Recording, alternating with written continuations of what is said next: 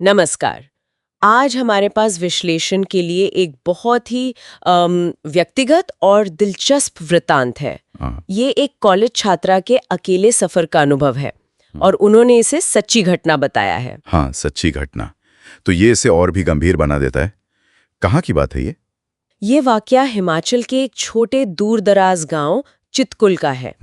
छात्रा अपने final year के बाद मतलब कुछ अलग अनुभव करने की चाह में पहली बार अकेले घूमने निकली थी। अच्छा, सोलो ट्रिप आजकल काफी चलन में। हाँ बिल्कुल। तो चितकुल का वो शांत माहौल और एक होम स्टे जहाँ वो ठहरी थी, वहाँ सिर्फ एक बुजुर्ग जोड़ा रहता था, मेजबान, और वो अकेली मेहमान थी उस रात। अकेली मेहमान, ठीक है। दिन तो ठीक ठाक बीता, शांत सा, पर रात होते होते जैसा उन्होंने बताया, चीजें थोड़ी बदलने लगी।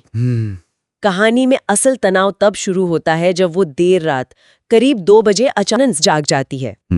2 बजे, और उसे बहुत तेजी से ये महसूस होता है कि जैसे कोई उसे देख रहा है, कमरे में ही। ओहो, ये एहसास ही काफी डरावना होता है, खासकर जब आप अकेले हों और नई जगह पर। हाँ, और तभी बंद कमरे के अंदर एक ठंडी बर्फीली हवा का झोंका महसूस होता है। बंद कमरे में? जी हाँ। हैरानी की बात ये कि कमरे की खिड़की और दरवाजा दोनों अंदर से बंद थे। अच्छा, तो हवा आई कहाँ से? यहाँ पर देखिए, मनोविज्ञान का पहलू भी आता है।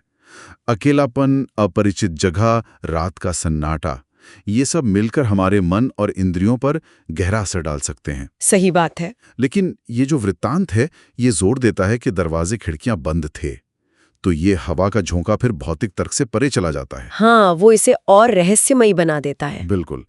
क्या हमारा डर ही हमें ऐसी चीजें महसूस कराता है जिनका कोई स्पष्ट कारण ना हो, या कुछ और है? ये सवाल तो है। और इसी एहसास के फौरन बाद उसे अपने कमरे के दरवाजे के ठीक बाहर किसी के हंसने की आवाज आती है। हल्की हंसी, जैसे कोई महिला हो। रात के 2 बजे हंसी की आवाज। हाँ, और ये जानते हुए कि होमस्टे में मेजबानों के अलावा और कोई मेहमान था ही नहीं, उसका डरना तो लाजमी था। जाहिर है। फिर उसने क्या किया? उसने थोड़ी हिम्मत करके दरवाजा खोला, हॉलवे में झांका, पर वहां कोई नहीं था, बस घना अंधेरा। इसके बाद वो क्षण आता है जिसे छात्रा ने सबसे भयानक बताया है। कमरे की खिड़की के बाहर उसने एक धुंधली सफेद सी छाया देखी। खिड़की के बाहर? होमस्टे में कमरा किस फ्लोर पर था, ये पता है? इसका जिक्र नहीं है, पर आमतौर पर ऐसे होमस्टे ग्राउंड या फर्स्ट फ्लोर पर होते हैं, तो खिड़की से बाहर किसी का दिखना अजीब है। हाँ, और वो छाया कैसी थी? वर्णन के अनुसार उसका कोई चेहरा साफ नजर नहीं आ रहा था, बस एक सफेद आकार, और वो पलक झपकते ही जैसे गायब हो गई, हवा में घुल गई। बाप रे, ये तो बहुत ही ज्यादा डरावना है। बिल्कुल।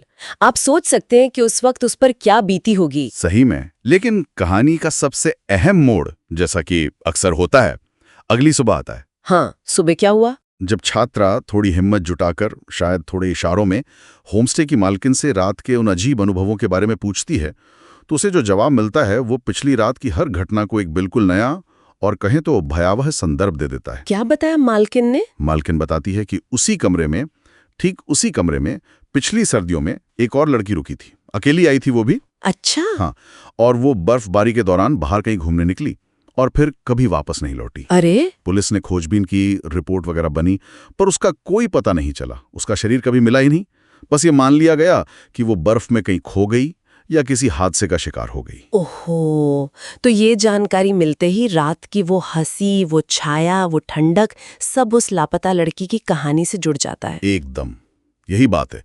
स्थानीय लोगों का, जैसा कि वृत्तांत इशारा करता है, मानना है कि उस लड़की की आत्मा वहीं भटकती है, उसी कमरे के आसपास। तो क्या ये स्थानीय लोक कथा है या? हाँ, ये एक तरह से व्यक्तिगत अनुभव और स्थानीय विश्वास या लोक कथा का मिश्रण बन जाता है। ये देखना दिलचस्प है कि कैसे एक अनुभव जो शायद शुरू में मनोवैज्ञानिक लग रहा था, वो सीधे तौर पर उस जगह से जुड़ी एक दुखद घटना से जुड़ गया। सवाल ये उठता है कि क्या ये महज संयोग था, या फिर बाद में मिली जानकारी ने अनजाने में उसकी रात की यादों को थोड़ा आकार दे दिया। स्रोत हमें इस पर सोचने को मजबूर करता है।